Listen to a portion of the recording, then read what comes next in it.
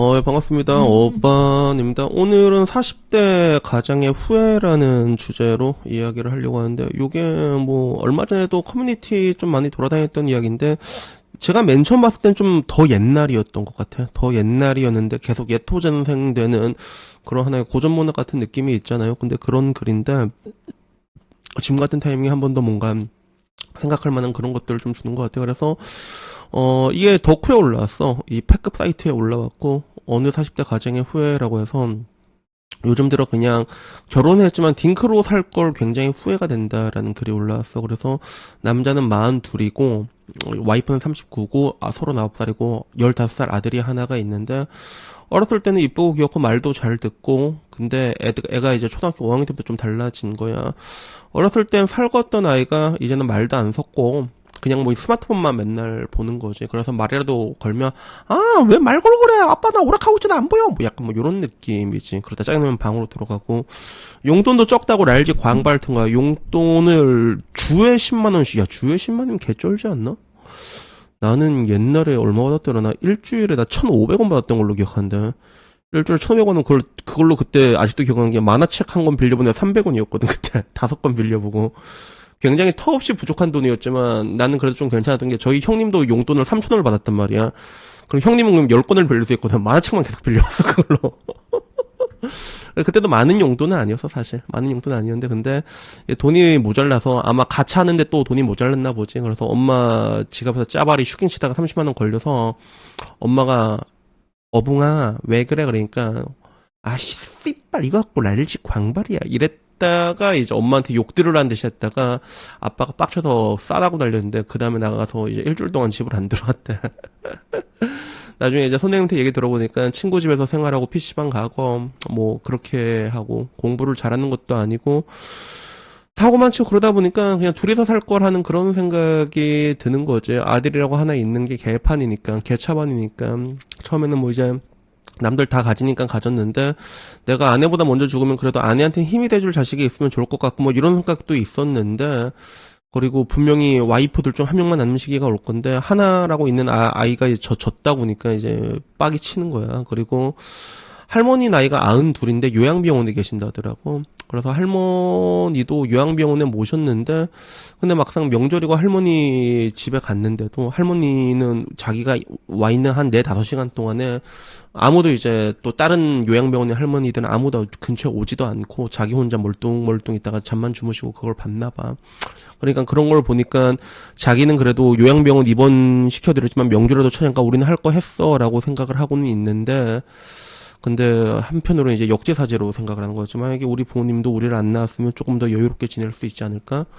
그리고 나 같은 경우, 자기 같은 경우도 만약에 아이를 안 낳았으면 그래도 못해도 한 4, 5억은 더 세이브를 할 수 있을 것 같은데, 결국엔 이제 아들내미라는 게 저렇게 자꾸 사고만 치니까 별의별 생각이 다 든다라고 얘기를 합니다. 그래서 오늘도 나이 40 먹고 회사에서 2시간 동안 욕이란 욕은 다 먹었는데, 자식만 아니었다면 관두고 다른 일을 알아봤을 건데, 자식놈이 이제 지갑이나 털어가고 슈킹이나 치고 방구 서서 게임이나 하고 엄마한테 욕이나 하고 있고, 주말에는 어디를 싸돌아다니는지 콧배기도 안 보이고, 결국 아내만 생각하면 눈물이 난다. 뭐 이렇게 이야기가 올라왔습니다. 그래서 결국엔 아이들이 문제지. 그리고 요걸 보는 덕후 반응은 패면서 키우는 게 된다. 패야 된다.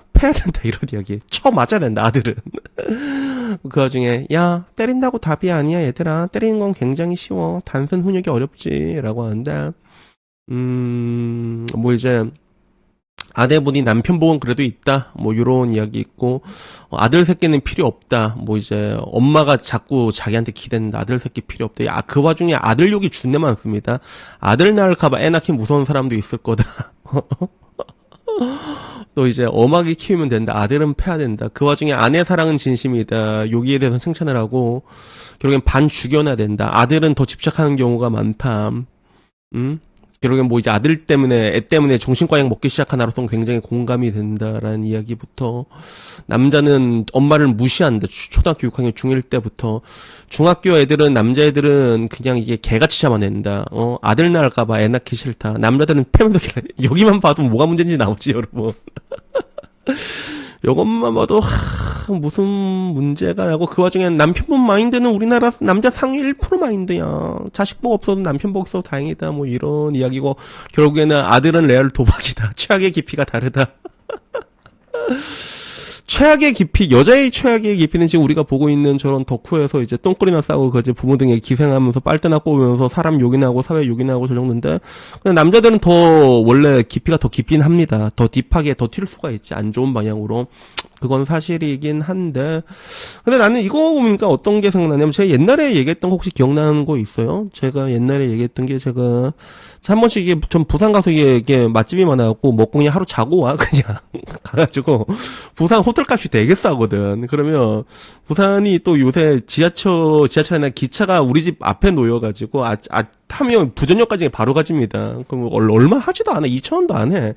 그러면 이제 그거 타고 또 가고 이제 그쪽에 이제 부전시장부터 돌아오면서 떡갈비 하나 주워 먹고 그리고 이것저것 먹다가 이렇게 올 때가 있거든. 부산 아는 사람이서 좀 만나고 뭐 도쿄대 누나나 내려올 때가 있는데, 근데 오시리아역이었나 막 그쯤 지났을 때였어요. 그 어떤 한 다문화 가정을 봤거든. 아이가 있고 다문화 가정 아이가 있고 엄마가 있는데 엄마가 아이를 너무 예뻐하는 거야. 근데 나는 그걸 보고 이제 짠하다는 생각이 좀 들었던 것 같아. 뭐가 짠했냐면 아들을 그렇게 이뻐하는 것도 뭔가 좀 오랜만에 보는 느낌?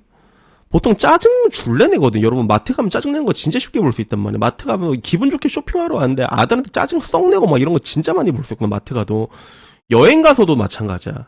여행 가서도 막 오사카 이런 데 가잖아. 맨날 싸우면 한국인입니다. 그거 진짜. 그런 것들 사람들이 짜증이 나 있는데, 그렇게 아이를 이렇게 이뻐하고 이쁘다고 막 안아주고 이제 그런 엄마, 아이가 한 4살쯤 돼봤던 걸로 기억해. 한 4살 정도. 말귀는 조금 알아듣는. 근데 그걸 보니까 어떤 생각이 들었냐면, 저 아이가 좀 구김없이 자라야 할 텐데 라는 그런 생각이 들었던 것 같아. 구김없이 자랐으면 좋겠다라는 생각이 들었는데, 근데 그게 쉽지가 않은 것 같아요. 옛날보다 훨씬 많이 어려진 것 같아요. 물론 자식은 부모를 보고 큰다. 저는 뭐 이 대전제에 대해서는 무조건 찬성을 합니다. 대전제에 대해서는 찬성이 하고, 그리고 아들이 저렇게 개차반이잖아. 개차반은 사실 부모가 제일 욕을 먹어야 되는 게 맞다고 봐. 사실 그건 맞다고 보는데, 근데 요즘은 부모가 잘해도 아이가 학교나 이런 데서 이상한 사상에 엇나가는 경우도 굉장히 많고, 그리고 안타깝게도 저는 부모들이 개파는 경우도 굉장히 많이 본 것 같아요. 뭐 예를 들면